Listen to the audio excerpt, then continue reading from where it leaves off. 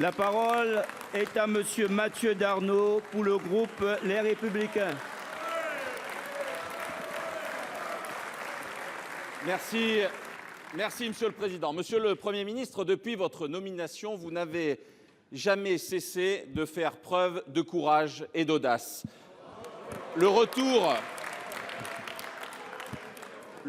du caractère facultatif du transfert des compétences eau et assainissement, le statut de l'élu, la baisse de la participation des collectivités au budget 2025 ou encore le ZAN, le zéro artificialisation nette, qui se heurte aujourd'hui à un contexte de crise sans précédent du logement et à la volonté toujours incessante des élus de nos territoires d'accueillir dans leurs communes de l'activité économique. Malheureusement, ils font preuve aujourd'hui et nous alertent sur la désespérance qui est la leur à ne plus être en capacité d'être ces maires et ces élus bâtisseurs qui maîtrisent le destin de leur commune.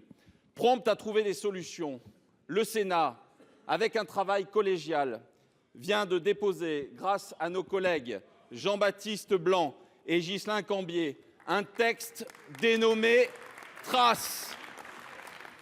Ce texte propose des dispositions opérationnelles pour régler les difficultés de nos communes, tout en respectant l'effort de sobriété foncière et bien sûr la prévention sur les mesures climatiques.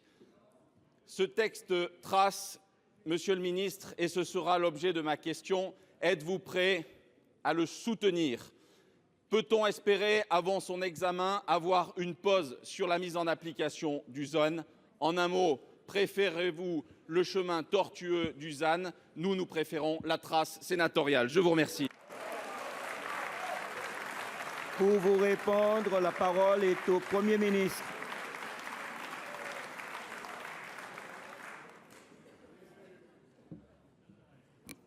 Alors, Monsieur le Président Darnaud, Mesdames et Messieurs les sénateurs, Monsieur le Président, j'aime bien les mots de chemin, j'aime bien les mots de trace. Vous savez, dans mon pays de Savoie, on sait ce que c'est qu'une trace durable. Et on aime bien les chemins, même quand ils sont escarpés. Hein. Donc, je ne parle pas du travail du Premier ministre, hein, seulement.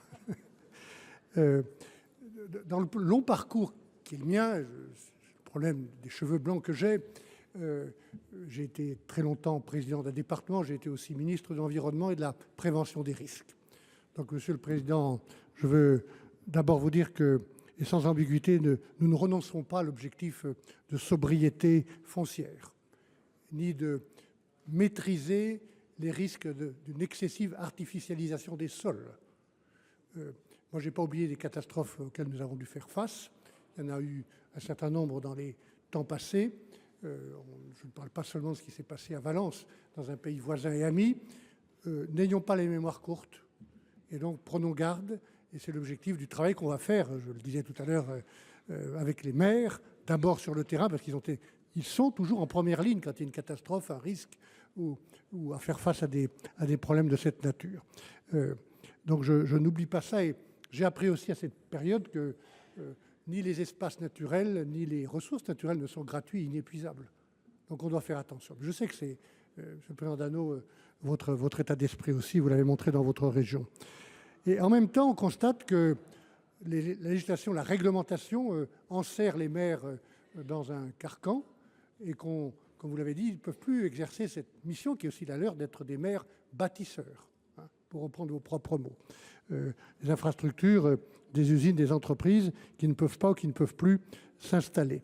Moi, je pense qu'il est possible de trouver un chemin, une trace, un chemin, entre ces deux objectifs qui ne sont pas contradictoires. Et nous allons nous y engager avec vous, avec l'Assemblée nationale et avec les élus locaux. Je veux à mon tour remercier sincèrement les sénateurs Blanc et Cambier de nous donner l'occasion, grâce au dépôt de leur proposition de loi, que nous allons soutenir.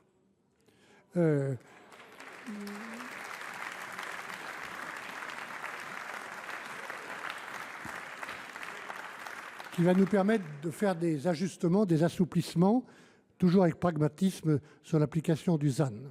Dans ce travail, il faudra aussi nous assurer, Monsieur le Président Darnaud, que l'objectif reste effectif, comme je vous l'ai dit, mais nous devons aussi construire le ZAN en partant davantage de la réalité, des besoins et du dialogue de chaque territoire.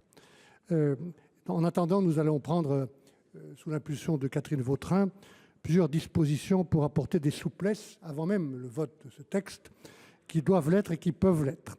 Nous allons inviter les préfets à se saisir de la circulaire dite des 20%, qui permet de donner des marges supplémentaires aux collectivités qui en ont besoin immédiatement.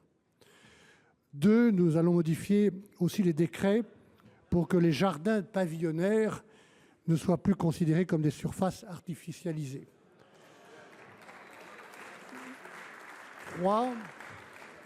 3, nous prendrons aussi en compte les nouveaux projets au titre des projets d'envergure nationale et européenne.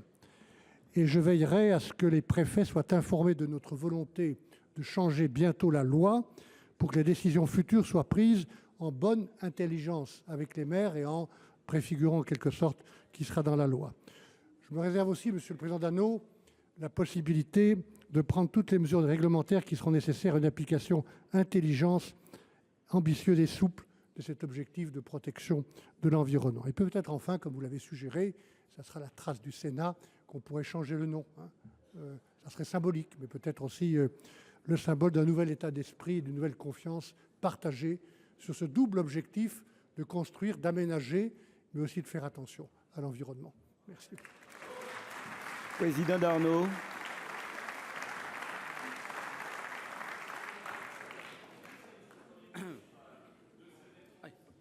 Des engagements à poursuivre.